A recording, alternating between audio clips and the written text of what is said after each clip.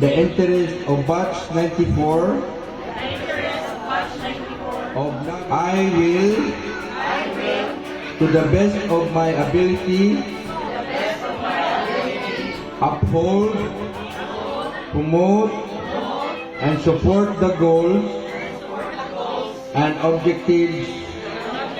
I will serve as a positive role model,